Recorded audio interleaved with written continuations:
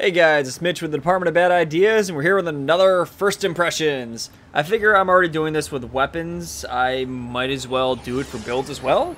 So let's talk about update 14.14, which is the most recent update as of August 6th.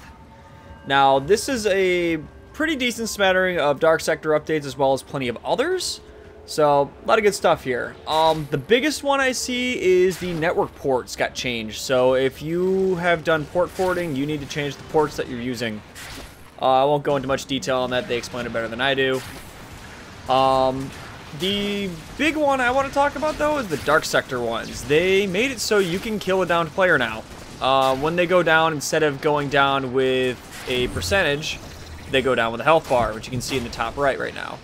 And this means you can actually damage the players while they're down and getting revived and finish them off. This is really good because a lot of the Dark Sector matches I was dropping in, people would stick, something like the Marilock in their secondary. And as soon as you down them, they just pick off your entire team because there's nothing you can do about it. On top of that, they made it so if you're the only one on your team, you don't get instant killed, you actually go into your down state. This is good. Everyone should really be on an even playing field as far as downs work. There have been some other tweaks. Also, you might see that there's, for some reason, Mirage's Hall of Mirrors causes a little frame stutter. I don't know if that's just my system or if that's something that came up with this update, but I'll get into that later. Other changes they've made, they did some fixes for Banshee Sonar, which I haven't actually encountered a Banshee yet in the Dark Sectors, which is kind of odd considering her damage buff. I'll have to do a build for her. They've also done some changes to Snow Globe, which this video is a perfect example of because there is a lot of Snow Globes to go around as soon as the Frost on their team gets the ability unlocked. They shortened the duration on them and made them a lot easier to destroy, which is pretty good because the Snow Globes would really shut down the first stage of the game.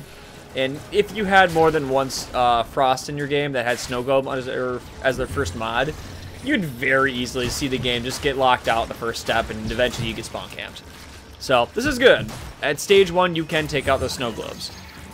Other change they've done, they took Ash, and they reduced the number of targets that he can hit with Blaze Storm, which is a good start, but skill is still broken as hell. This game was actually, later on you'll see it, there was an Ash that was just Blaze Storming into our spawn room, and there was nothing we could do about it.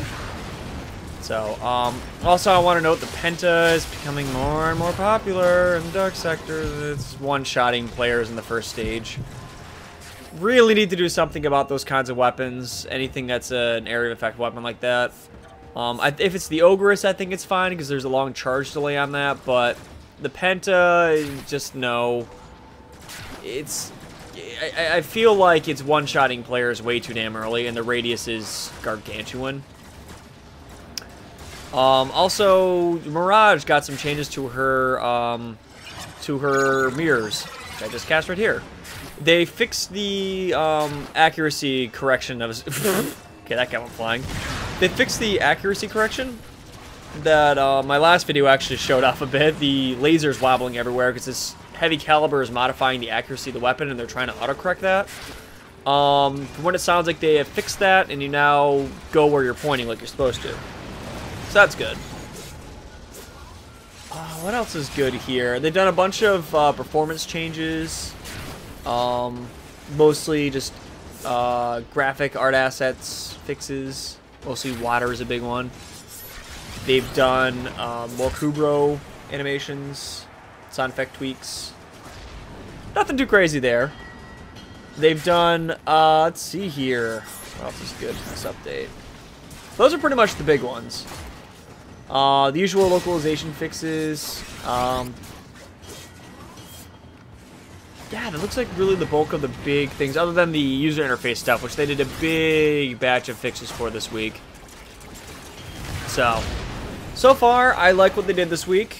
As far as what I think they should work on next, I want to say start looking at some of the weapons that are becoming the meta in the Dark Sectors and seeing why they're the meta. Namely, the Penta is pretty obnoxious. They've really got to do something else about Blade Storm. It's too grossly overpowered, and the fact that it can go right into your spawn area is pretty filthy. Other than that, I honestly, I think that should be kind of their main focus right now. Aside from the usual, get a new weapon out every now and then. We're due up for a freeze ray. They definitely did make a balance pass across a lot of the big weapons for PvP, because it's just, no. Don't do that. And, last but not least, before I leave, here's some footage of the Blade Storm I was talking about earlier. I might as well cut to this, and you'll see exactly what I'm talking about, how this is a little grossly overpowered. This is definitely something we need to look at. I'm really hoping that one of the hotfixes throughout the week will address this a bit, because even though, yes, they technically did technically nerf Blade Storm, it's not enough. It's still... It's a guaranteed kill on anything that's marked between the initial hit and the bleed out afterwards if your damage wasn't enough, which is pretty rare. And the fact that it chases players into their spawn area or can mark players in the spawn area beyond the barriers is a little bit filthy. Not in a good way. Definitely needs to be looked at. So, till next hotfix or the next video upload, this is Mitch, signing off.